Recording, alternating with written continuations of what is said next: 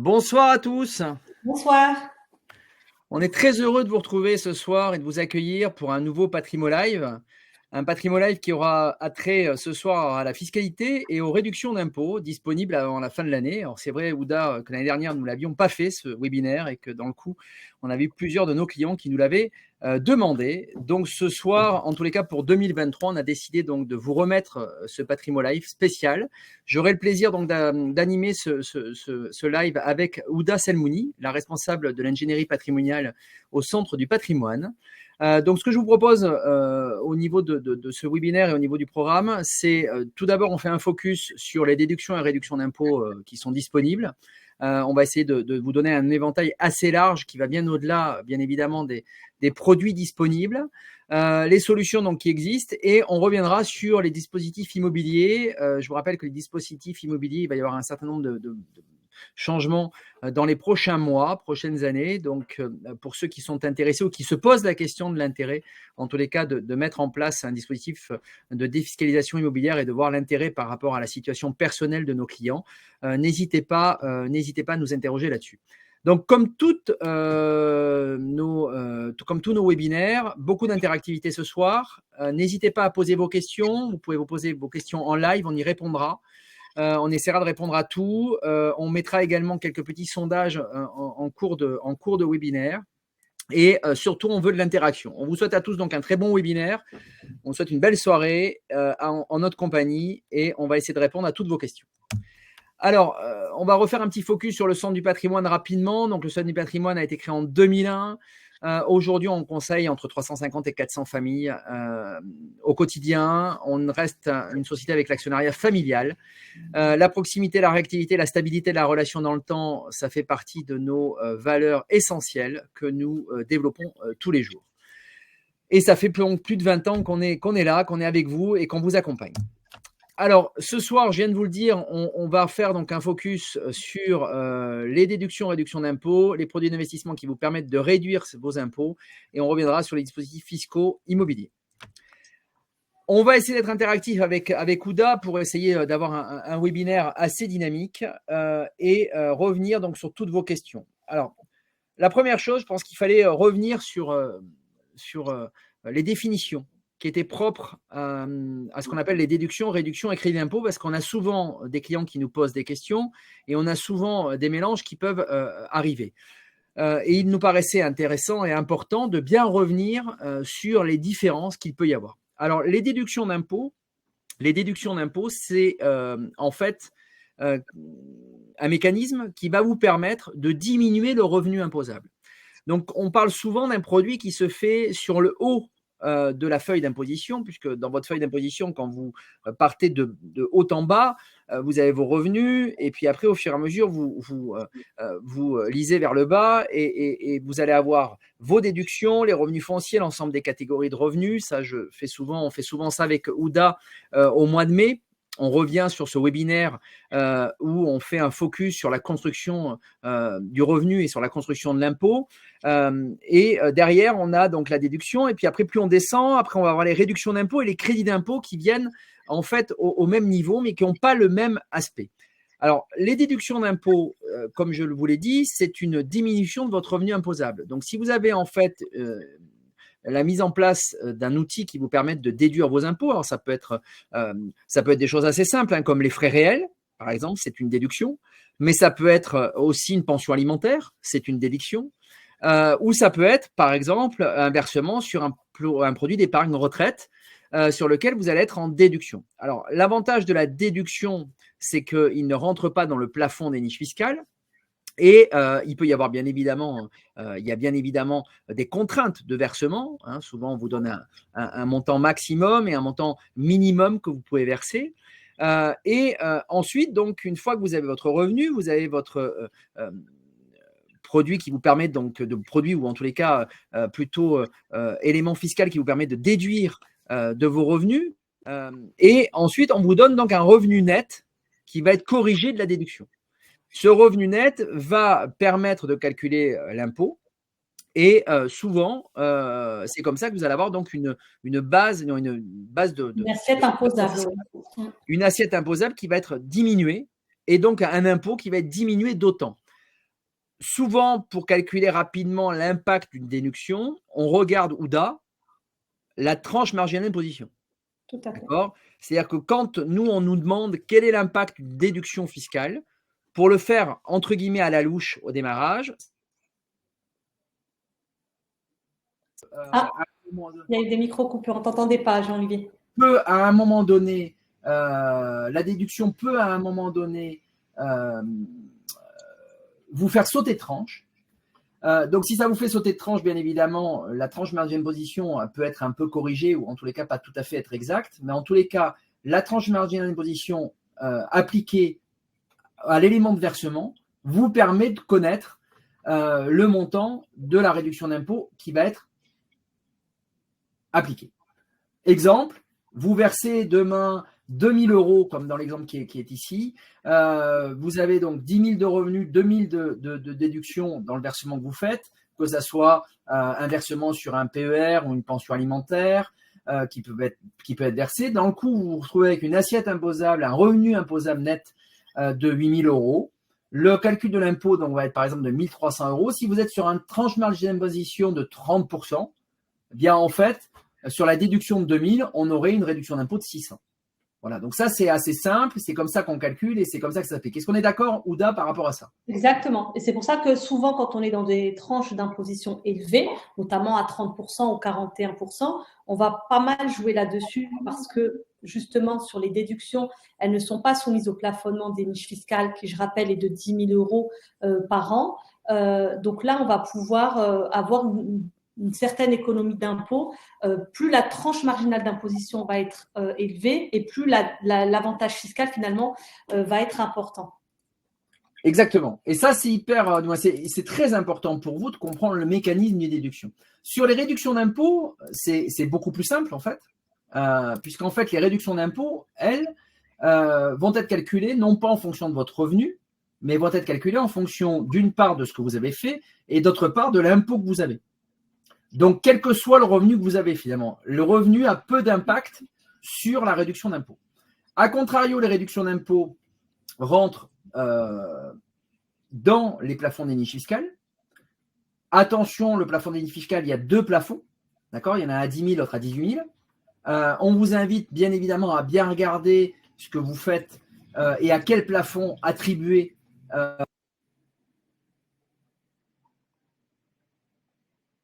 regarder où on se situe et à quel niveau on se situe dans le produit que vous faites, parce que si vous avez déjà des réductions d'impôt en place, il ne faudrait pas que ce que vous mettez en place vous fasse dépasser votre plafond. On retrouve au titre d'exemple les dons, les frais de scolarité, les investissements par exemple dans l'immobilier comme le Pinel rentrent dans les réductions d'impôt. Est-ce qu'on est d'accord, Ouda? Est-ce que j'ai oublié quelque chose ou est-ce qu'on est d'accord? Pour compléter par rapport au plafonnement des niches fiscales, donc de 10 000 euros, vous avez le droit de réduire jusqu'à 10 000 euros par an, réduction d'impôt, crédit d'impôt. Il y a après une liste qui a été établie, qui permet de savoir en fait si la réduction ou le crédit d'impôt que vous avez est inclus dans ce plafonnement de 10 000 euros ou pas. Donc ça, il ne faut pas hésiter à nous interroger. On regarde l'avis d'impôt, on regarde ce que vous avez déjà comme avantage fiscal et on vous dit, ça on en tient compte et ça on n'en tient pas compte pour savoir finalement combien de plafonds vous avez déjà consommé. Tout à fait, tout à fait. Alors ensuite, il y a les crédits d'impôt. Alors c'est quoi la différence entre crédit et réduction d'impôt, Ouda? Tu peux revenir là-dessus?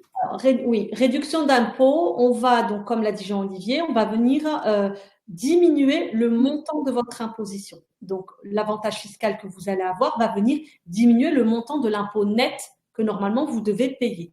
Le crédit d'impôt, lui, il ne vient pas réduire l'assiette imposable, il vient s'imputer sur le montant de l'impôt que vous avez à payer. Donc, on va d'abord imputer les réductions d'impôt, ensuite les crédits d'impôt.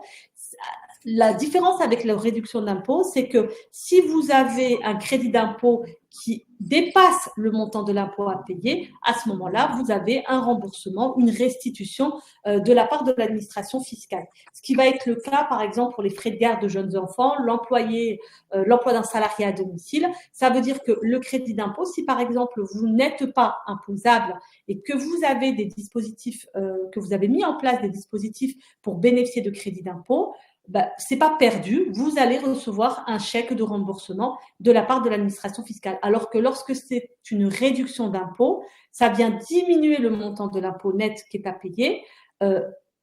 S'il y a un surplus de réduction d'impôt, selon le dispositif qui a été mis en place, soit il est reportable les années suivantes, soit il est définitivement perdu. C'est pour ça qu'il faut toujours vérifier que ce que vous allez mettre en place comme investissement de réduction d'impôt ne vienne pas excéder le montant de l'impôt que vous avez payé pour pas que vous ayez fait des investissements qui n'offrent pas d'avantage fiscal par ailleurs.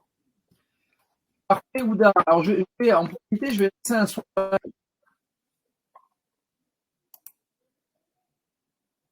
La différence entre crédit d'impôt, hop. Est-ce que vous connaissez la différence entre crédit d'impôt et réduction d'impôt? Maintenant qu'on vous a présenté le fonctionnement, n'hésitez pas. Hop, bon, a priori, on a été clair, Ouda, puisque tout le monde maintenant connaît la différence entre réduction d'impôt et crédit d'impôt. Les crédits d'impôt, pour être très clair, finalement, si on calibre mal, on peut dire ça comme ça, hein, Ouda, si on calibre mal sa réduction d'impôt, grâce au crédit d'impôt, on reçoit un chèque. C'est ça en conclusion. Exactement. Alors que sur la réduction d'impôt, il faut quand même faire très attention, parce que sur la réduction d'impôt, si on calibre mal et qu'on a déjà des réductions d'impôt et qu'on est proche du plafond, là, ça peut être perdu. On est d'accord là-dessus, hein? C'est ça. Donc, c'est important de bien comprendre et c'est là où la complexité du calcul de l'impôt devient important et d'être parfois accompagné parce que ça peut être subtil, surtout quand il y a, par exemple, plusieurs typologies d'investissement immobilier avec des défiscalisations qui sont différentes et des dates d'investissement différentes. On a en plus des plafonds de niche fiscale qui peuvent être différents en fonction des dates de démarrage. Exactement. Alors, on a une question qui nous est posée. Est-il encore possible d'investir en SCPI Pinel en 2023? Alors, pour le coup, même si on n'est pas très fan à notre échelle des SCPI fiscales, pour moi, la réponse est oui. Oui. Encore faut-il trouver une bonne SCPI. Mais oui, à ma connaissance, il est encore possible de pouvoir investir dans les SCPI Pinel avant le 31-12. Concrètement, on vous invite. On pourra aborder rapidement ce sujet quand on abordera les dispositifs de défiscalisation immobilière tout à l'heure pour dire pourquoi justement on n'est pas forcément favorable au SCPI Pinel. Super, super. Donc, je vous propose d'avancer. On y reviendra quand on parlera des dispositifs immobiliers. Alors, pour le coup, on va parler des déductions d'impôts, puisqu'on a décidé donc de démarrer bien évidemment par la déduction d'impôts. Et je voulais revenir sur un schéma que vous connaissez tous, puisque vous êtes tous très assidus à nos webinaires. Et ce schéma, pour le coup, on le retrouve dans notre webinaire annuel au mois de mai sur la construction du revenu. C'est un doc que j'utilisais pour le coup dans les cours que je pouvais donner à l'époque. C'est un document que je trouve très bien fait parce qu'il est très clair. Donc, le revenu net imposable, c'est égal au revenu brut qu'on déclare, moins l'ensemble des charges qui vont compenser le revenu brut. Donc, dans le coup, les charges déductibles, on vous les a mis, hein, on vous a fait un focus. Donc, il y a les frais réels ou abattements. Donc, je rappelle que les abattements, c'est moins 10, moins 20 quand on est au forfait, mais qu'on a des frais réels qui peuvent s'appliquer en fonction d'un certain nombre de critères, que bien évidemment, il y a toujours un plafond, donc attention aux frais réels que vous déduisez. Les pensions alimentaires, c'est pareil, hein, il faut bien faire attention à l'encadrement des plafonds. Les prestations compensatoires, selon les cas. Il peut y avoir également les déficits et déficits globaux des années antérieures. Hein. Je rappelle par exemple que les déficits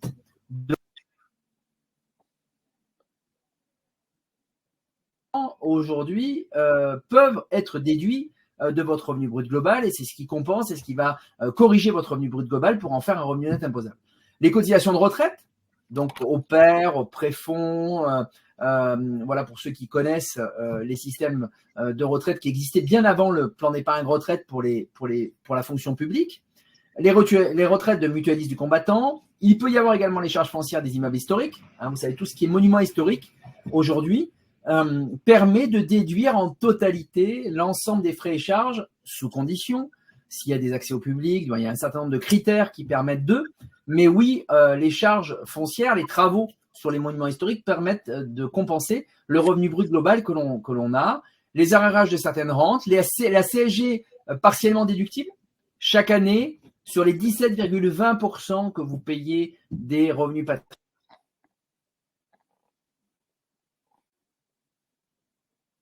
De votre CSG en année N+1. Les abattements spéciaux pour personnes âgées. Voilà, donc c'est un certain nombre de charges déductibles qui vont permettre, donc ces charges déductibles vont permettre de calculer un revenu net imposable. L'intérêt de ces charges déductibles, c'est qu'ils ne rentrent pas dans le plafond des niches fiscales. Voilà, ça c'est très important. Vous êtes hors plafonnement des niches fiscales. Donc aujourd'hui, à partir du moment où vous respectez le critère de versement, par exemple sur un plan d'épargne retraite, vous pouvez faire un versement en totalité sur votre PER, ça ne viendra pas impacter votre plafond des niches fiscales.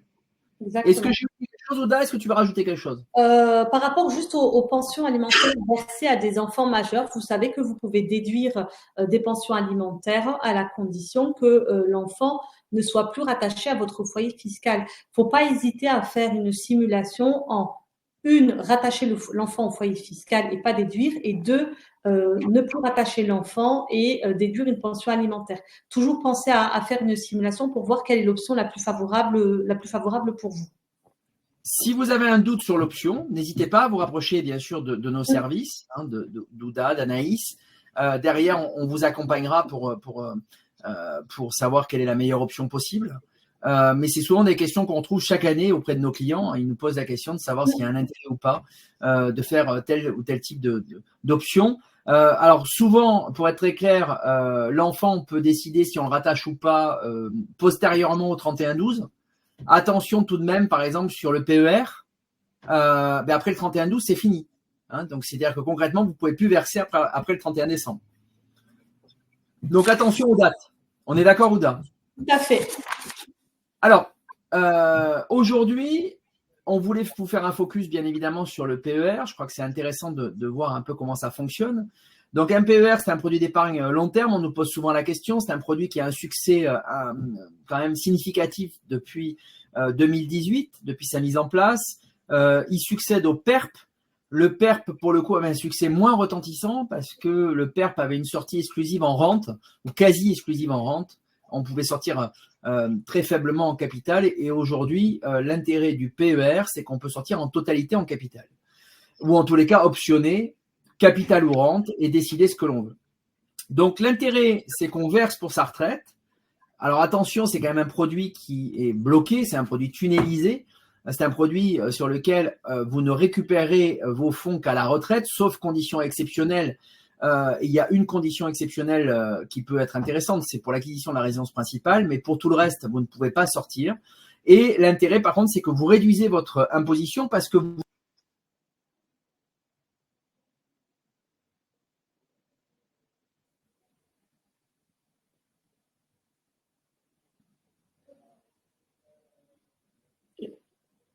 Jean-Olivier, moi, je ne t'entends plus.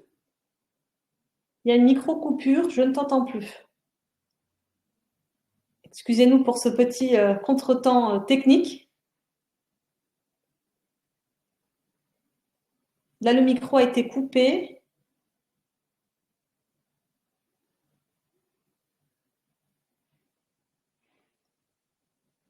Donc, je vais reprendre en attendant que Jean-Olivier revienne. Donc, on disait effectivement que la sortie pouvait se faire en capital, en rente ou une sortie mixte. Donc, n'hésitez pas pour les PERP. Jean-Olivier, t'es revenu? Je suis revenu, est-ce qu'on m'entend? C'est bon. C'est bon, on m'entend? On t'entend. Les joies du direct. La suite. Les joies du direct, je suis désolé. Exactement. Donc, ensuite, la date de sortie, pour le coup, elle est déterminée en fonction de l'âge légal du départ en retraite. Et attention, on me dit souvent comment on fait pour sortir du PER. C'est à partir du moment où vous avez votre attestation de droit à retraite que vous pouvez sortir du PER, puisqu'en fait, l'assureur demande la feuille qui a été délivrée par la caisse de retraite et qui permet officiellement d'être à la retraite. Donc, j'espère que tout est clair. N'hésitez pas à nous poser des questions sur le PER. On nous interroge souvent justement sur cette date de départ à la retraite, disant mais je suis à la retraite, je n'ai pas dénoué mon plan d'épargne retraite, est-ce que je suis obligée de le faire? Bien évidemment que non, vous n'êtes pas obligé. On considère aussi que normalement, vous pouvez même continuer à l'alimenter tant que votre espérance de vie moins 15 ans n'est pas atteinte. Donc, vous avez espérance de vie selon la table de mortalité actuelle, moins 15 ans. Jusque-là, vous pouvez continuer à alimenter votre PER, même, ou votre PER, pardon, même en étant à la retraite, et vous n'êtes pas obligé de liquider de suite votre plan en capital, en rente ou en sortie mixte. Très, très bien, c'est très, très clair, Ouda. Et on n'a pas de questions, donc a priori, ça me paraît clair. Donc, ensuite, il va être intéressant de regarder comment fonctionne le PER. Est-ce qu'on peut verser ce qu'on veut sur le PER, Ouda? Alors, on peut verser, oui, ce qu'on veut. Après, on peut verser le montant qu'on souhaite. Par contre, la déductibilité, elle, ce qui va être déductible de votre revenu est bien évidemment plafonné. Alors, il faut distinguer selon que vous êtes salarié, fonctionnaire ou sans emploi. Sans emploi étant aussi pour les personnes à la retraite, ou si vous êtes non salarié, travailleur non salarié. Si vous êtes salarié, fonctionnaire sans emploi, les versements vont être déductibles du revenu brut global. C'est ce qu'on a vu tout à l'heure avec Jean-Olivier. Ça fait partie des charges déductibles du revenu brut global. Donc, ce qu'on fait, c'est qu'on va, vous allez pouvoir alimenter votre plan d'épargne retraite et déduire dans la limite d'un certain plafond. Ce plafond, on regarde en fait le plafond annuel de la sécurité sociale, ce qu'on appelle le PASS. Toujours pour les salariés, on regarde le PASS de l'année N-1. Donc là, on est en 2023. Vous allez pouvoir verser dans la limite d'un PASS, du PASS de l'année 2022. Le PASS 2022, il était de 41 136 euros. Ça veut dire quoi? Ça veut dire que si vos revenus sont inférieurs à 41 136 euros, la déductibilité, elle est égale à 10% du PASS, donc 10% de 41 136 euros. Vous ne pouvez pas déduire plus que 4 114 euros. Ça, c'est si vos revenus sont inférieurs à 41 000. Si vos revenus sont compris entre 1 et 8 passes, donc compris entre 41 136 euros et 329 088 euros, à ce moment-là, vous pouvez déduire 10% de votre revenu. Le revenu étant le revenu net de frais professionnels, donc net de l'abattement des 10%, de l'abattement forfaitaire des 10% ou net des frais professionnels, des frais réels, si vous avez opté pour des frais réels. Si vos revenus sont supérieurs à 8 passes, autrement dit supérieurs à 329 088, vous êtes plafonné à 32 909 euros de déductibilité. Ça veut dire que si, imaginons que vous êtes dans ce cas-là, vous pouvez, on a dit tout à l'heure, la déductibilité, finalement, c'est selon l'économie d'impôt va être fonction de votre tranche marginale d'imposition. Donc, si je suis dans une tranche marginale d'imposition à 30%, que j'ai versé 32 000 euros sur mon PER, je vais avoir une économie d'impôt de 9 000 euros, ce qui n'est pas une petite économie. Ça, c'est concernant donc les salariés, fonctionnaires et personnes sans emploi. Quand on est travailleur non salarié, la déductibilité, elle se fait non pas sur le revenu brut global, mais sur le revenu professionnel, autrement dit sur votre bénéfice non commercial ou votre bénéfice industriel et commercial. Donc, on a toujours ce plafonnement de 10% du bénéfice imposable. Là, on ne regarde pas, par contre, le plafond annuel de la sécurité sociale de l'année dernière, mais de cette année, c'est-à-dire le PASS 2023, qui lui a été revalorisé. Chaque année, on a une petite revalorisation. Là, on a un PASS 2023 qui est de 43 992 euros. Donc, vous allez pouvoir déduire jusqu'à 10% de votre bénéfice imposable dans la limite de 10% de ce PASS, donc dans la limite de 4 399. Si votre bénéfice imposable est supérieur à un PASS, au PASS 2023, donc compris entre 43 992 et 8 PASS, comme pour les salariés, à ce moment-là, vous allez pouvoir déduire 10% du bénéfice imposable plus 15% du bénéfice imposable, compris entre 1 et 8 passes. Donc, au maximum, vous pouvez déduire jusqu'à 81 386 euros selon, bien évidemment, votre bénéfice imposable. Mais du coup, là aussi, plus votre tranche d'imposition est importante, plus l'économie d'impôt va être importante. Voilà pour les plafonds de déductibilité. Si vous versez au-delà de votre plafond, pas de souci, parce que vous capitalisez pour votre retraite. C'est simplement que d'un point de vue fiscal, la déductibilité sera plafonné. Autre chose, si vous avez dépassé votre plafond, quand vous prenez votre avis d'imposition en dernière page, souvent en tout cas pour les salariés, fonctionnaires, sur la dernière page de votre avis d'imposition, vous allez retrouver le plafond des cotisations 2023. Donc, vous prenez votre avis d'imposition, dernière page, vous verrez votre plafond des cotisations 2023 et vous savez à ce moment-là à quelle hauteur vous pouvez alimenter votre plan d'épargne retraite. Alors, souvent, Ouda, juste pour le préciser auprès de nos clients ce soir, en dernière page, vous avez quelque chose qui s'appelle le plafond retraite. Année 1, année 2, année 3, année en cours. D'accord ? Et en fait, bien, si vous n'avez pas versé, par exemple, sur votre plan d'épargne retraite depuis 2 ans, eh bien, vous allez vous retrouver avec année 2, année 1, des plafonds utilisables, l'année en cours. Donc, l'année où on verse, on peut souvent verser plus que les 10% autorisés, sur lequel Ouda a fait un focus. Là, pour le coup, vous avez souvent la capacité de verser plus. Il est donc important de regarder combien vous avez en disponibilité. Et dans le coup, si vous avez une année où vous avez beaucoup de revenus, il peut être parfois intéressant d'utiliser plus de plafonds cette année-là pour avoir une déduction plus importante et donc mécaniquement payer moins d'impôts à la fin. C'est ça. Vous avez en fait la possibilité d'utiliser le plafond qui n'a pas été consommé sur les 3 dernières années. Donc là, pour 2023, vous avez le plafond 2020, 2021 et 2022. Si vous n'avez pas alimenté vos plans d'épargne retraite, vous pouvez utiliser ce plafond-là, sachant également que pour les couples, vous pouvez utiliser le plafond du conjoint. On peut cumuler en fait les 2 plafonds si le conjoint n'a pas lui-même alimenté un plan d'épargne retraite. Ça, c'est intéressant. Donc, ce que tu es en train de nous dire, c'est que concrètement, j'ai monsieur et madame Durand qui chacun ont… Alors, on peut avoir 2 cas de figure. Hein. Un cas de figure où, par exemple, un des 2 conjoints ne travaille pas. Tu nous expliques là que concrètement, celui qui ne travaille pas pourrait utiliser le plafond de celui qui travaille pour se constituer un capital retraite.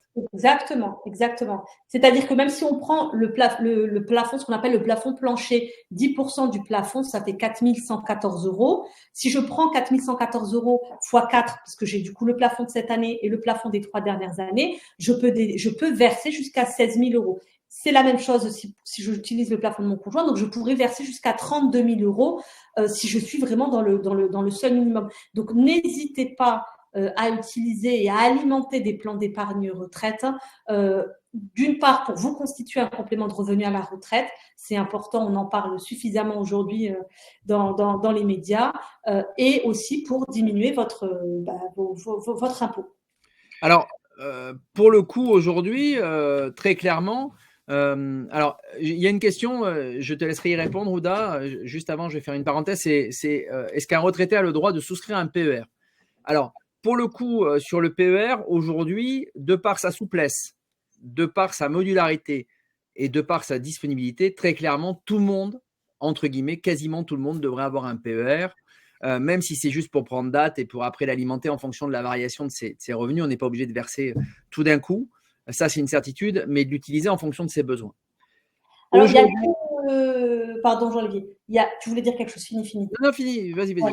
Il y a on va dire deux écoles. Vous avez effectivement un retraité peut alimenter un PER ou un PERP s'il n'avait pas encore transformé son PERP en PER. Maintenant, vous avez des compagnies d'assurance qui, à partir du moment où la personne est déjà retraitée, refusent, eux, de faire souscrire un PER. Mais c'est une politique de l'assureur. Mais légalement, oui, vous pouvez, c'est ce que je vous ai dit tout à l'heure, même si vous êtes à la retraite, vous pouvez alimenter un PER tant que votre espérance de vie moins 15 ans n'est pas atteinte. Donc, imaginons l'espérance de vie pour un homme aujourd'hui, je crois que c'est 80 ans à peu près. 80 moins 15, ça fait 65. Vous pouvez alimenter un PER jusqu'à 65 ans, même si vous avez pris votre retraite à 60 ou 61 ans. Ou 62, tout à fait. Ou 62, ça dépend, voilà. Donc, ce qui est très important par rapport à ça, ce qu'il faut comprendre, c'est qu'aujourd'hui, le PER, c'est un produit depuis 2018 qui a révolutionné le paysage de l'épargne en France, qui a révolutionné le paysage de l'épargne retraite en France, de par sa souplesse, sa modularité, son seuil d'accès, sa facilité de gestion. Vous avez ni plus ni moins que ce que vous avez dans un contrat d'assurance vie. On ne reviendra pas ce soir sur le fonctionnement du PER à proprement parler. Il y a d'autres webinaires qu'on a fait sur le sujet, sur la transmission et sur l'application de la transmission. Mais le PER mérite un peu de technicité. Mais très clairement, c'est un produit aujourd'hui qui vous permet parfois de verser, parfois de ne pas verser. Vous n'êtes pas obligé de verser tous les ans. Et en plus, vous pouvez avoir un équilibre entre vous et votre conjoint. Donc, c'est quand même pas négligeable. Et surtout, si vous avez des anciens plans d'épargne retraite, donc des PERP ou des Madelin, surtout, n'hésitez pas à les transformer et à les transférer vers un PER où les sorties à la retraite sont beaucoup plus larges et beaucoup plus souples que sur les anciens dispositifs retraite. Alors, je mets juste une petite condition quand même à ce que vient de dire Ouda, sous condition de regarder l'intérêt de votre transformation. Par exemple, vous pouvez avoir certains Madelins qui ont des vieilles tables de mortalité. Et quand on est, par exemple, une femme, quand on était sur une TPRV 93, quand on reprend un terme technique, parfois, ça peut être intéressant de conserver cette TPRV 93. Donc, sous condition de vérifier l'application de la table de mortalité, en l'occurrence pour les contrats Madelin. Pour les PERP, il n'y a pas de sujet. Les PERP n'avaient pas de table de mortalité garantie à l'adhésion. Sur les Madelin, ça peut être parfois plus intéressant. Malgré tout, on le voit, nous au quotidien, nos clients dans l'ensemble préfèrent finalement transformer leur contrat en PER parce qu'ils ont la capacité de sortir en capital plutôt que de garder la rente, même si parfois la rente peut être intéressante et qu'il y a une TPRV 93 de garantie. Donc, ça se fait au cas par cas, mais oui, dans la majorité des cas, ce que vient de dire Ouda, c'est la réalité. Il sera plus intéressant et plus favorable de le transformer en PER et n'hésitez pas à vous rapprocher de nous là aussi pour voir l'intérêt ou pas de le faire. Tout à fait. Alors, je vous propose d'avancer sur les réductions et crédits d'impôt. Donc là, pour le coup, on va revenir et on va essayer de dresser un panorama. On va le dresser avec Ouda et on va essayer d'être le plus exhaustif possible. Donc, ce que je te propose, Ouda, c'est de commencer sur les FIP et FCPI. Donc, les FIP et FCPI, juste pour redresser le panorama du FIP et FCPI, les fonds communs de placement dans l'innovation et fonds d'investissement de proximité. Donc, c'est souvent des produits que vous connaissez sur lesquels vous aviez donc la possibilité d'avoir des réductions d'impôts qui sont assez utilisés par nos clients et qui nous sont assez demandés. On a une offre extrêmement réduite chaque année parce qu'on n'en fait pas beaucoup, mais on en fait un peu. Et pour répondre à ce un peu, on répond à nos clients avec des FCPI qui sont extrêmement sélectionnés et qu'on audite chaque année pour essayer de proposer des produits adaptés à nos clients. Donc, Ouda, je vais rentrer dans le exactement, parce que les fonds communs de placement dans l'innovation et les fonds d'investissement de proximité vont en fait investir dans des entreprises qui vont opérer sur différents secteurs économiques plus ou moins risqués. Donc, on va essayer, nous, de faire une sélection assez restreinte des produits que nous pouvons commercialiser auprès de nos clients. Alors, les FIP FCPI, vous êtes plafonnés. Donc, en fait, comment ça se passe? C'est que vous avez une période de commercialisation. Bien souvent, c'est au 31 décembre de l'année pour laquelle on souhaite défiscaliser. Ensuite, l'investissement, en fait, le fonds va avoir 24 mois pour investir dans des sociétés et des secteurs éligibles au dispositif fiscal. Il faut qu'il y ait au minimum 70%, que le fonds s'engage à investir au minimum 70% des capitaux dans des sociétés éligibles. La réduction d'impôt donc va porter sur le montant du versement qui va être donc retenu à proportion de ce quota d'investissement éligible. Vous êtes plafonné à 12 000 € de versement si vous êtes une personne seule, fiscalement seule, célibataire, veuve, divorcée, et 24 000 € pour un couple. La réduction d'impôt, le taux de réduction varie, c'était déjà le cas l'année dernière, varie entre janvier et mars, on est sur un taux de réduction à 18%. À partir de mars jusqu'au 31 décembre de l'année, on est à 25% de réduction d'impôt. Ce qui nous donne un plafond de réduction d'impôt de 2 160 € pour une personne seule, 4 320 € pour un couple. Ça, c'était de janvier à mars, si vous avez réalisé déjà un investissement de janvier à mars. Et sinon, c'est 3 000 ou 6 000 € si vous réalisez votre investissement aujourd'hui avant le 31 décembre. Là aussi, c'est ce qu'on vous disait tout à l'heure, il faut bien calibrer le montant de la réduction d'impôt qui est souhaité par rapport à l'impôt qu'il vous reste à payer, le montant de l'impôt net à payer, parce que s'il y a un surplus de réduction d'impôt, c'est-à-dire si vous investissez trop par rapport à l'impôt que vous allez que vous avez à payer, là, il n'y a pas de report possible, donc le surplus de réduction d'impôt est définitivement perdu. C'est des investissements qui légalement doivent être, vos parts de FCPI et FIP doivent être conservées pendant 5 ans minimum, sinon vous avez un risque de redressement fiscal, sachant que sur ce type d'investissement, les sociétés qui le commercialisent prévoient des durées moyennes d'investissement entre 6 et 8 ans.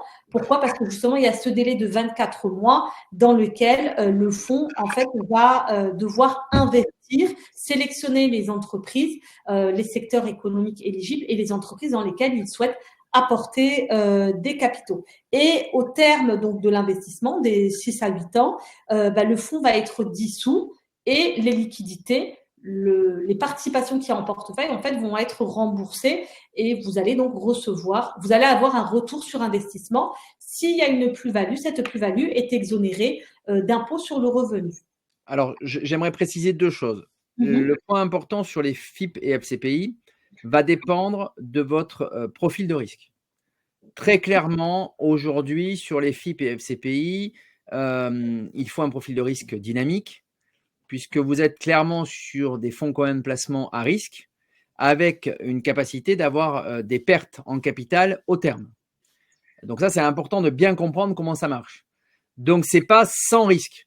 La réduction d'impôt en face, elle est en contrepartie du risque que l'on prend. Exactement, la réduction d'impôt est en contrepartie du risque, tout à fait. Malgré tout, on investit, entre autres, dans les FCPI, c'est des sociétés dans l'innovation, donc sur lesquelles, normalement, il peut y avoir potentiellement des gains substantiels importants.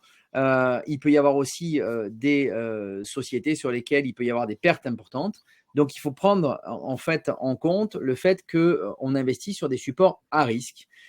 Mais qu'en contrepartie du risque et contrepartie de la non-liquidité pendant 6 à 8 ans, qui est souvent prorogée de 1 à 2 années par les sociétés de gestion, donc il faut plutôt compter entre 8 et 10 ans in fine, vous avez potentiellement une réduction d'impôt et donc un retour sur investissement potentiel. Et si le retour sur investissement était positif, vous seriez exonéré de plus-value. Exactement.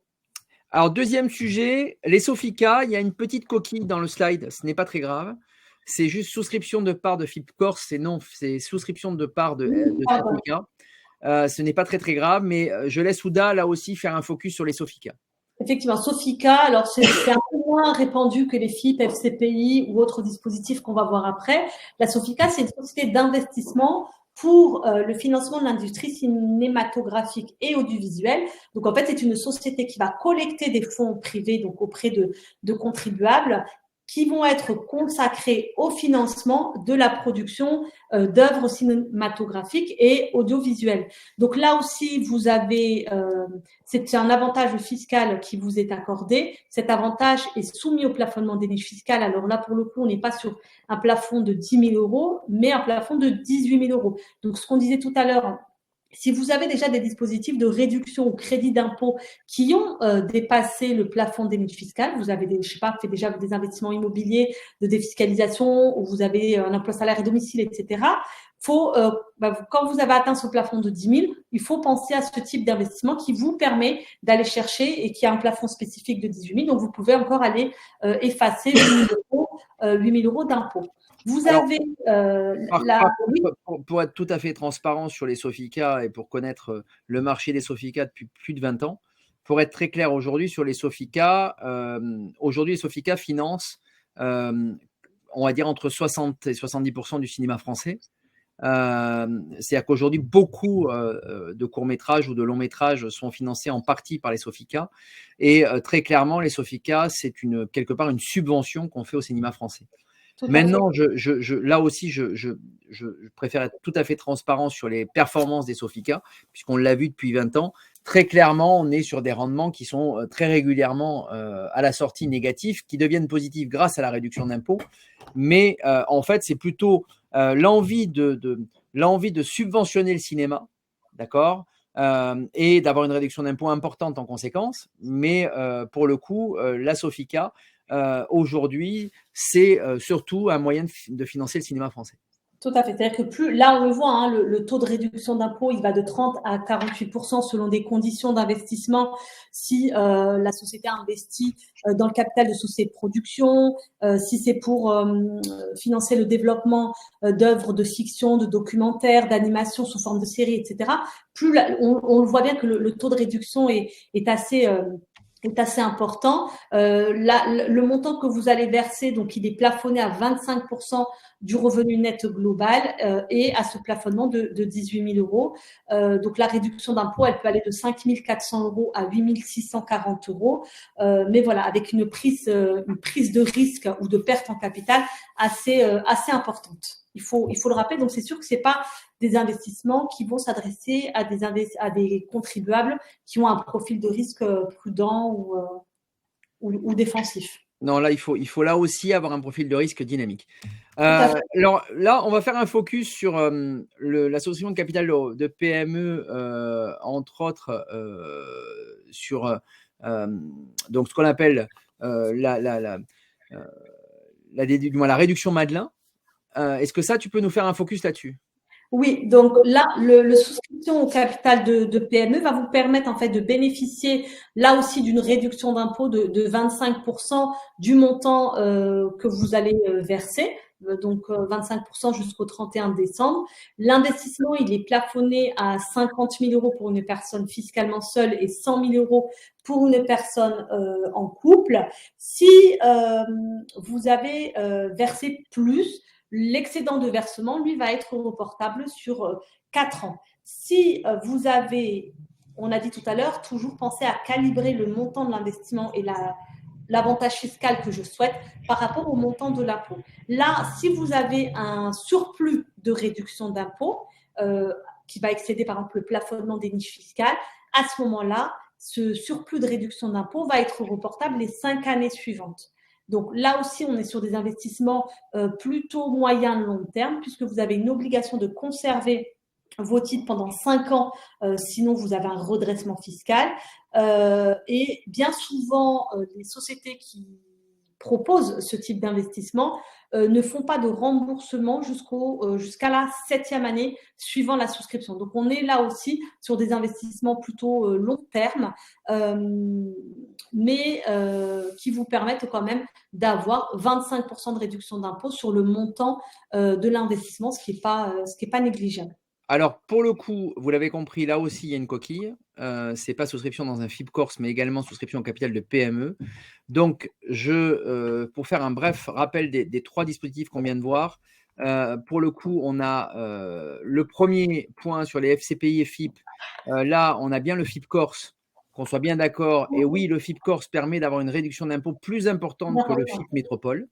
Donc ça, c'est important de le savoir. On rigole souvent sur ce phénomène-là, mais pour le coup, les FIP Corse ont plutôt été, on va dire, ont plutôt été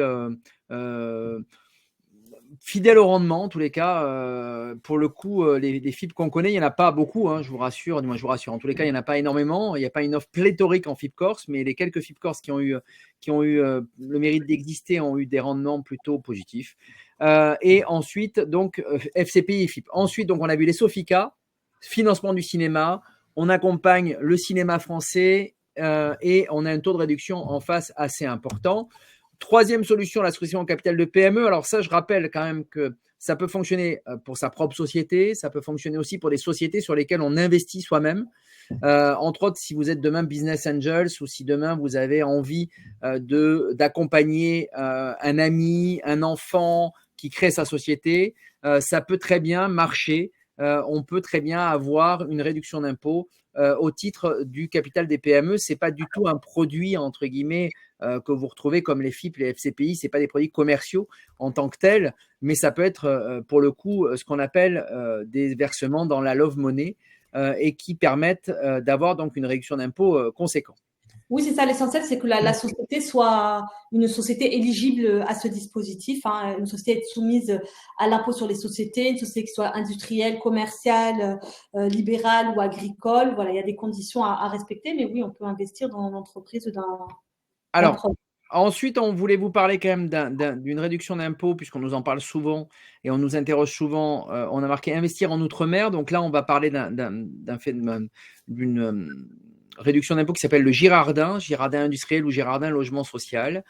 Le Girardin, c'est quelque chose de très spécifique. C'est là aussi réservé à nos clients avec un profil de risque offensif. C'est un dispositif fiscal sur lequel je vais faire assez simple pour vite comprendre. C'est le seul dispositif fiscal que l'on connaisse aujourd'hui sur lequel j'investis 90 et j'ai 100 de réduction d'impôt. Oui, aujourd'hui, c'est un dispositif sur lequel je vais avoir un gain de trésorerie. Alors, je ne vais pas dire la première année parce qu'en fait, il y a quand même un décalage. Toujours pareil, quand on investit en 2023, ça marche pour l'impôt de 2023.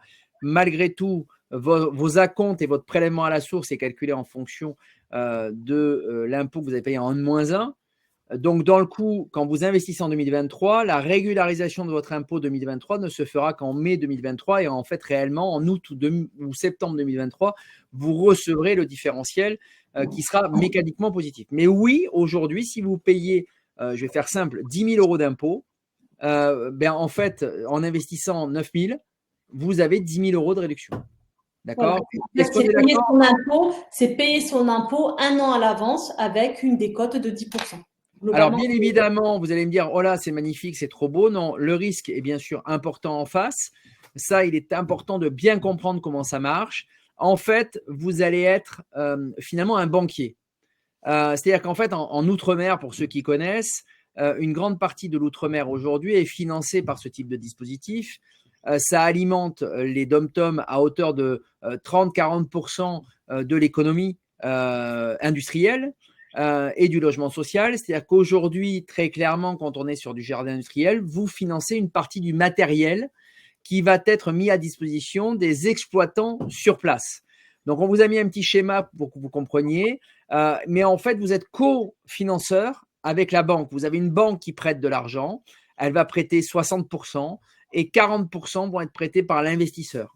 Et en fait, donc la condition pour que ça marche, c'est que la société qui loue et qui exploite le bien, bon, du petit 1, elle existe. Petit 2, que le matériel continue à être loué et exister pendant 5 ans.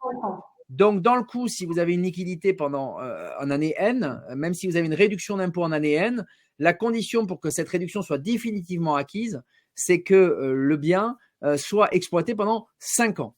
Donc ça, bien sûr, ce n'est pas tributaire de vous, c'est tributaire de la société exploitante. Donc ça, c'est tributaire des opérateurs qui sont sur place. Et il faut comprendre donc le risque que vous prenez quand vous faites une opération Girardin, si on vous en propose. Voilà comment ça marche. C'est ce qu'on appelle les réductions d'impôt one shot. Vous en avez peut-être entendu parler. Bien évidemment, le surplus de réduction d'impôt peut être reportable pendant 5 ans sous condition. Donc il faut le regarder. Et là aussi, comme pour la Sofica, le Girardin, on utilise le plafond de 18 000 et pas le plafond de 10 000. Donc, j'espère que c'est assez clair. Attention, malgré tout, ce n'est pas quelque chose de miraculeux.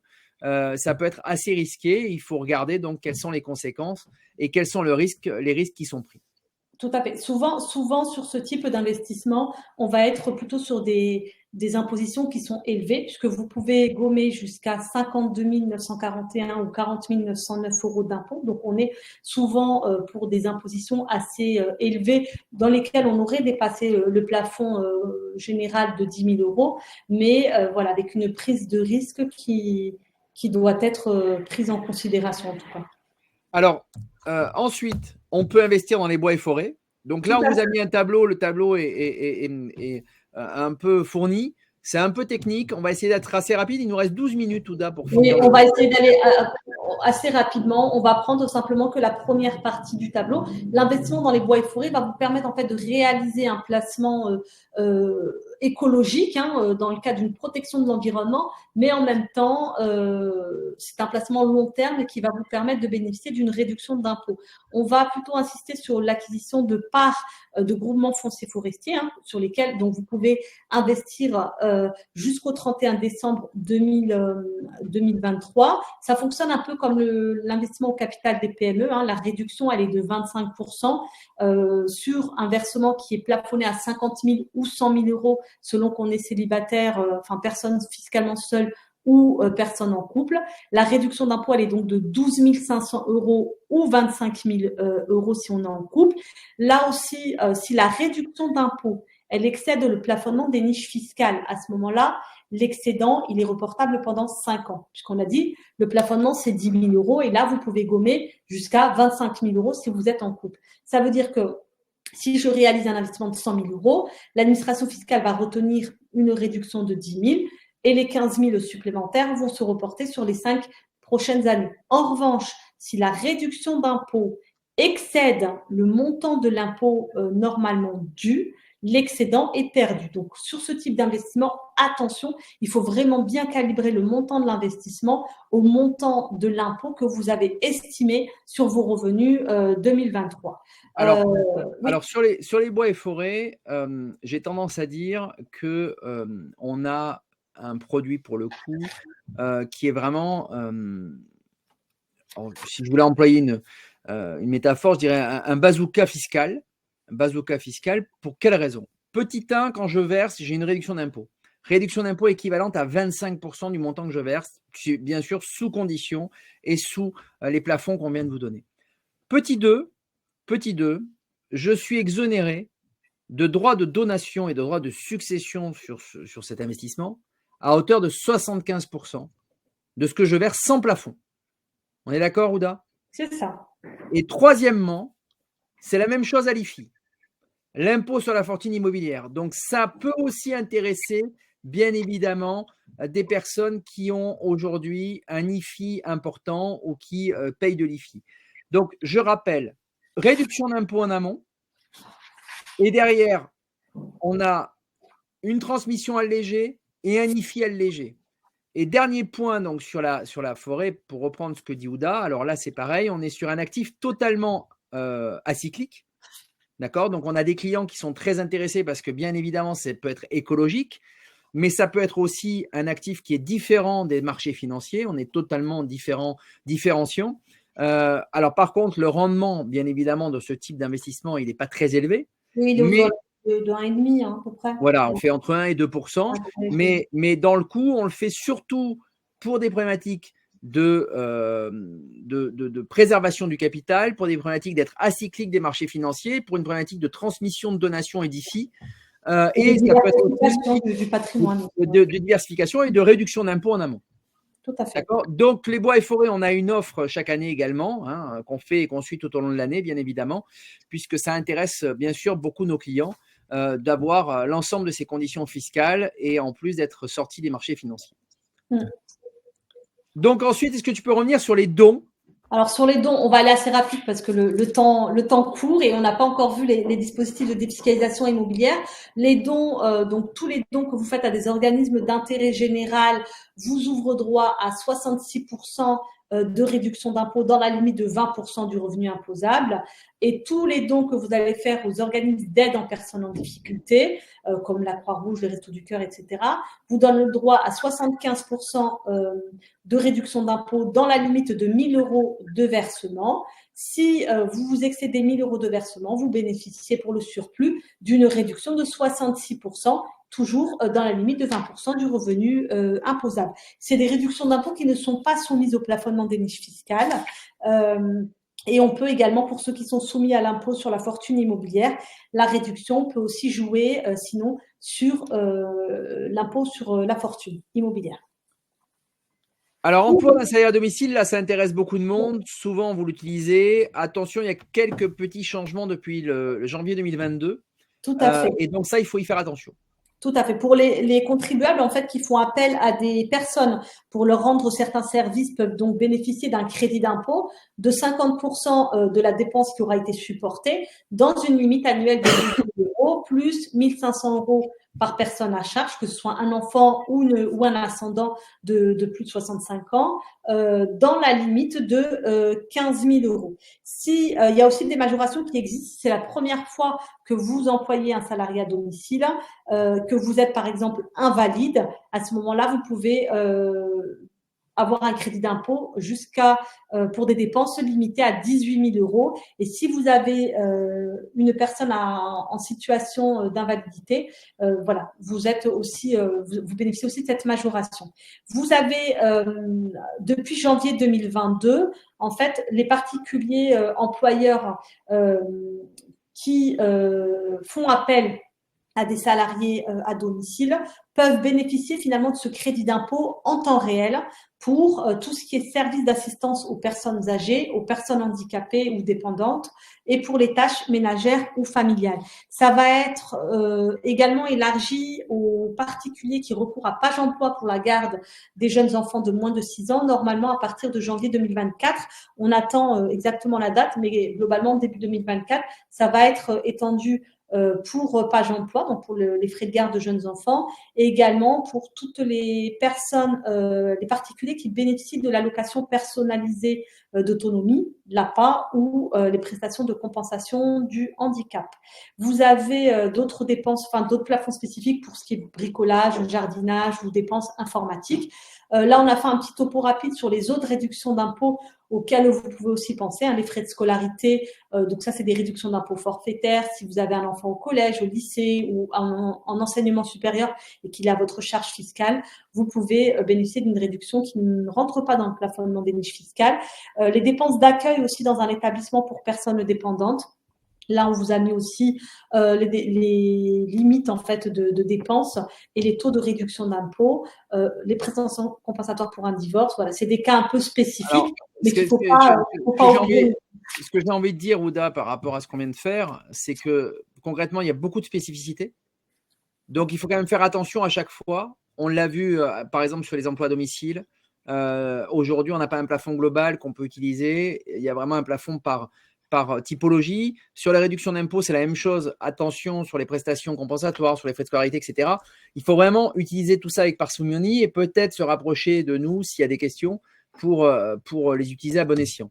Il y a les crédits d'impôt également, tu peux y revenir dessus. Voilà, ça va être rapide parce que c'est des crédits d'impôt très spécifiques pour des dépenses d'équipement en faveur de l'aide toujours aux personnes dépendantes, aux personnes âgées, aux personnes handicapées. Vous pouvez aussi bénéficier, si vous avez fait des dépenses dans votre logement pour l'installation d'équipements spécifiques, pensez aussi qu'il y a des dispositifs de crédit d'impôt qui peuvent jouer aussi en votre faveur et également pour tout ce qui est, ça aussi c'est nouveau, acquisition et pose de systèmes de charge pour véhicules électriques. Ce sont des dispositifs donc, qui a été mis en place jusqu'au 31 décembre 2025.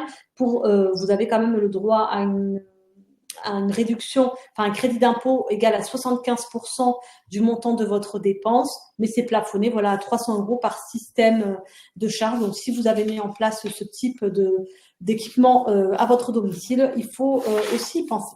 Alors, ce que je vous propose, là, pour le coup, c'est de passer sur la défiscalisation immobilière. Je vais balayer rapidement la défiscalisation immobilière parce que pour beaucoup d'entre vous, vous connaissez. Je vais essayer d'être synthétique, d'être précis. J'espère que jusqu'à maintenant, on a été clair. C'est très lourd, c'est assez copieux comme sujet, de traiter l'ensemble des dispositifs disponibles. N'hésitez pas, a priori, je vois qu'il n'y a pas trop de questions pour l'instant, à l'instant T, donc ça veut dire qu'on a répondu à tout. Et on se tiendra bien sûr à votre disposition derrière si vous avez d'autres questions. Alors, on va rentrer sur la partie défiscalisation immobilière. On voulait vous faire un focus rapide parce qu'on a des questions qui nous sont posées. Alors, c'est vrai qu'aujourd'hui, l'immobilier, on est dans un contexte un peu particulier. Aujourd'hui, vous avez un certain nombre d'articles sur lesquels on vous parle d'immobilier et de crise de l'immobilier. Donc, il y aura certainement des opérations à saisir sur cette fin d'année, sur l'année 2024 également. La défiscalisation immobilière, on vous l'a mise, mais elle ne se pratique pas à un mois ou à un mois et demi de la fin de l'année. C'est juste pour que vous le sachiez. Il y a des opérations immobilières qui peuvent se faire sur l'année 2024 et on sera là pour vous accompagner s'il y avait des questions. Les taux d'intérêt des emprunts ont eux aussi augmenté, mais là aussi, ça peut être intéressant malgré tout de faire un emprunt et d'avoir à horizon 2, 3, 4 ans la capacité de le renégocier. Parce que dans l'immobilier, il y aura là aussi certainement des bonnes opérations à faire, que ce soit dans le neuf ou dans l'ancien, en fonction de vos besoins. Alors, on voulait vous faire un focus sur les dispositifs. Donc, il y a un dispositif qui est le Pinel, on va y revenir. Il y a un dispositif qui est le De Normandie, qui est donc un dispositif spécifique pour encourager la rénovation dans l'ancien. Il y a un dispositif qui s'appelle le dispositif Malraux, et qui est un dispositif de réduction d'impôts. Et là, qui concerne plutôt les bâtiments aussi d'hyper-centre-ville, ça concerne des zones qui sont éligibles Malraux, hein, donc ça ne concerne pas toutes les villes. Par exemple, Toulouse aujourd'hui n'a pas de zone Malraux, à contrario de Bordeaux, qui a aujourd'hui encore une zone Malraux, même s'il y a de moins en moins d'opérations Malraux. La zone comme Albi, par exemple, a une zone Malraux, mais là aussi, il faut faire attention à ce qu'on achète. La problématique, c'est qu'à l'heure actuelle, vous avez des opérations Malraux qui peuvent être soit corrélées par rapport au prix du marché, soit décorrélées. Donc là aussi, c'est pareil, on vous accompagne. Et vous avez le régime du déficit foncier qui n'est pas un dispositif en tant que tel, qui est un mécanisme propre aux revenus fonciers, qui concerne les appartements diffus ou les maisons diffus que vous pourriez acheter ou les immeubles que vous pourriez acheter sur lesquels vous pratiquez des travaux. Et vous avez entre autres la capacité d'imputer 10 700 € sur votre revenu global. Donc voilà les dispositifs fiscaux immobiliers, je les ai balayés rapidement. On va revenir rapidement sur le Pinel. Donc le Pinel, je rappelle juste qu'au 31 décembre 2024, il sera supprimé, qu'à l'heure actuelle, le gouvernement n'entend pas proroger le Pinel. Donc, pour ceux qui sont intéressés ou qui se posent la question s'il y a un intérêt ou pas de le faire, n'hésitez pas à nous interroger. Le Pinel permet d'avoir une réduction d'impôt équivalente en fonction de l'engagement que l'on prend et peut-être 9% et 15% du montant du bien, plus 2,5 par période pour la période triennale. Donc, ça peut être voilà, intéressant. Donc, il faut le regarder s'il y a un intérêt ou pas. Attention malgré tout au prix de revient. Puisqu'il y a un plafond à la fois du mètre carré, à la fois de l'investissement. La bonne nouvelle, par contre, c'est que Toulouse est passé en zone A1. Et dans le coup, ça a augmenté le niveau de revenus et de loyer qu'on peut pratiquer sur le locataire. Donc, mécaniquement, ça a augmenté la rentabilité des opérations. Est-ce que j'ai oublié quelque chose sur le Pinel? Ouda, est-ce que tu veux rajouter quelque chose? Non, je pense que c'est bon. Tu as donné les critères principaux, donc pas de souci.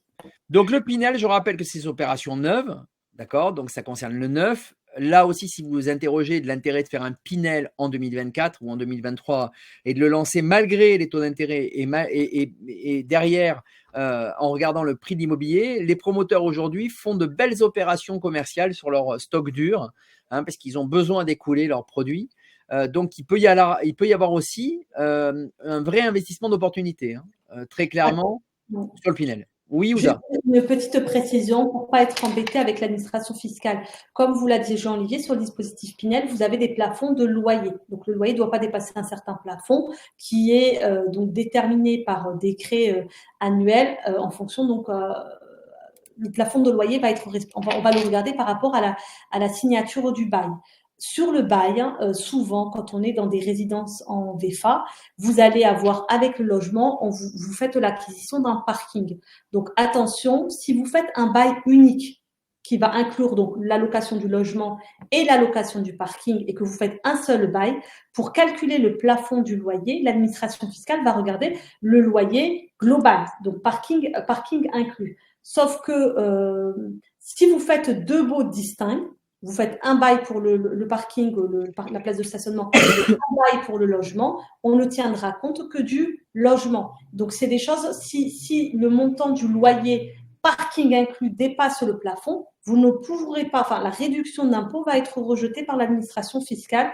Donc, il faut bien penser si vous avez déjà acheté et que vos investissements Pinel, vous avez réalisé votre investissement, mais que voilà, vous n'avez pas encore été livré, au moment où vous allez signer un bail, ou en tout cas, vous allez voir une agence locative pour signer un bail, faites bien la différence. Il faudra bien regarder est-ce qu'il faut inclure ou pas, ou est-ce que je peux inclure ou pas le montant du garage ou du parking dans le bail unique, ou est-ce que je dois faire deux baux distincts pour ne pas dépasser le plafond de loyer. En tous les cas, pour le Pinel, on vous invite à vous rapprocher de nous si vous aviez des questions à la fois sur la mise en œuvre ou à la fois sur la question de l'intérêt de mettre en place un Pinel pour vous. Le de Normandie, on est exactement dans la même logique. Il y aura certainement des opérations à faire. Vous savez qu'aujourd'hui, le gouvernement veut rénover le parc locatif en France. Vous avez certainement entendu parler de la rénovation du parc au niveau énergétique. On a une classification qui va de A à G. Et donc, dans le coup aujourd'hui, dans les 10 ans qui arrivent, L'ensemble des biens qui sont E, F et G ne pourront plus être loués s'ils ne sont pas ramenés à la lettre D. D'accord? Alors quand je dis sur 10 ans, oui, les plus médiocres dans le classement, je crois que c'est 2025 ou 2020, Oui. non, 2025. Et puis on arrive en 2034 pour la lettre E. Donc ça veut dire qu'aujourd'hui, très clairement, il faudra remonter la qualité des biens pour pouvoir être loué. Donc le de Normandie peut être intéressant sur des travaux d'amélioration de performance énergétique du logement. Et en fait, il y aura un arbitrage à faire. En fait, hein. Il y aura un arbitrage à faire entre du de Normandie ou du déficit Du foncier. déficit foncier, effectivement. En Sachant que de fonction, Normandie, le dispositif est applicable jusqu'au 31 décembre 2023. Hein. bien sûr, mais certainement peut-être prorogé. Oui, On verra si le gouvernement le proroge ou pas, justement, dans la logique. C'est pour ça qu'on l'a présenté ce soir, parce qu'il peut y avoir une logique de prorogation. Comme on ne sait pas et que la promulgation de la loi de finances n'est pas encore faite, on peut avoir une surprise sur le don Normandie et on vous l'a mis quand même pour information. Le Malraux, pour le coup, là, ce sont quand même des produits. Alors, sur le de Normandie, c'est du diffus. Hein, on peut le décider sur des opérations et des biens immobiliers. Sur le Malraux, on est sur des produits, pour le coup, d'investissement. Là, pour le coup, on passe par un promoteur. On ne peut pas faire une opération seule. Ce n'est pas possible. Et le Malraux nécessite un certain nombre d'agréments et de critères qui permettent d'avoir les agréments et d'avoir les spécificités du Malraux. La réduction d'impôt est importante. La limite de travaux est de 400 000 euros sur une période de 4 ans, donc ça laisse quand même de la marge, avec des réductions d'impôts qui peuvent être, donc qui vont jusqu'à 30%. Donc ça veut dire que concrètement, vous avez des réductions d'impôts qui peuvent monter jusqu'à 120 000 euros du produit d'investissement que vous faites. Donc c'est pas négligeable. Voilà. Là aussi, il faut regarder quand même l'intérêt de ce type d'opération par rapport au prix que vous achetez et au prix auquel on investit. tout à fait. Le déficit foncier, je vous l'ai expliqué. L'intérêt du déficit foncier, c'est que lui ne rentre pas dans le plafond des niches fiscales. D'accord? Ça reste une déduction, c'est un déficit. Ça vient en imputation du revenu global si vous avez un déficit foncier à hauteur de 10 700 euros hors intérêt d'emprunt. On fait un petit récapitulatif. Voilà, on aura débordé finalement d'assez peu. On n'a pas été si mauvais que ça dans le timing, Ouda. C'est vrai qu'au démarrage, j'avais beaucoup de choses à dire. Donc, je te propose de faire un récap. Oui, alors on peut faire un récapitulatif donc des dispositifs. Hein. D'abord, les dispositifs immobiliers, la réduction d'impôts. Donc, Pinel de Normandie, Malraux, là, vous avez les taux qui s'affichent devant vous. Donc, la réduction, elle est de 10,5% si on investit sur 6 ans, 15 si on investit sur 9, 17,5 si on investit sur 12. Donc, le dispositif, vous pouvez encore en bénéficier jusqu'en 31 décembre 2024. Le de Normandie, ça serait 31 décembre 2023, à voir si ça sera prorogé ou pas. Pour le Malraux, c'est sur des taux de réduction d'impôts beaucoup plus importants, mais voilà, avec des taux de rentabilité qui sont beaucoup plus faibles que sur du Pinel ou du de Normandie. Le déficit foncier, c'est hors plafonnement des niches fiscales, donc on vient imputer des charges sur notre revenu brut global, donc des travaux, des intérêts d'emprunt. Donc, même si aujourd'hui vous envisagez des investissements immobiliers, mais que vous hésitez parce que vous dites que les taux d'intérêt sont élevés, si c'est de l'investissement locatif, n'oubliez pas que les intérêts d'emprunt sont déductibles. Donc, ça ne doit pas être un frein non plus pour vous pour réaliser des investissements immobiliers. Le plan d'épargne retraite, on a dit, donc la déduction, elle est plafonnée sur le revenu global ou le revenu professionnel à 10% du revenu ou du bénéfice imposable. Investir dans les FIP FCPI, donc la réduction, elle va de 25% aujourd'hui à 30% si on est sur un FIP Corse. Les Sofica, c'est entre 30, 36 ou 48% selon la Sofica qui est proposée. Le Girardin industriel, alors plutôt si vous avez des impositions extrêmement élevées et que vous voulez défiscaliser au-delà du plafond des niches fiscales. L'investissement au capital des PME, on est à 25% de réduction. Voilà, en tout cas, sachez qu'il y a différents dispositifs qui existent si vous voulez bénéficier et en tout cas réduire vos impôts avant la fin de l'année. Avant de clore cette présentation, je voudrais juste revenir pour répondre à la question de notre client. Est-il encore possible d'investir en SCP Pinel et pourquoi nous, on n'est pas forcément favorable à ce type d'investissement? Sachez qu'en fait, on l'a dit tout à l'heure, quand on investit sur le Pinel, on a un engagement de location de 6 ans, 9 ans, 12 ans. quand vous investissez, donc comme l'a dit Jean-Olivier tout à l'heure, pour pouvoir avoir la réduction d'impôt, il faut qu'on ait signé chez le notaire, il faut qu'on ait signé chez l'acte. Donc là, pour acter au 31 décembre, si vous faites un investissement aujourd'hui, c'est un peu compliqué. Souvent, on va vous dire, pourquoi tu n'investis pas en SCPI Pinel? On a effectivement jusqu'au 31 décembre 2023 pour le faire. L'avantage, j'ai envie de dire, si on fait de la SCPI Pinel, c'est qu'on va avoir sa réduction d'impôt sur les revenus de 2023 si on signe des SCPI Pinel avant le 31 décembre 2023. Donc, le délai est en cours, mais on peut le faire et la réduction sera sur l'année 2023.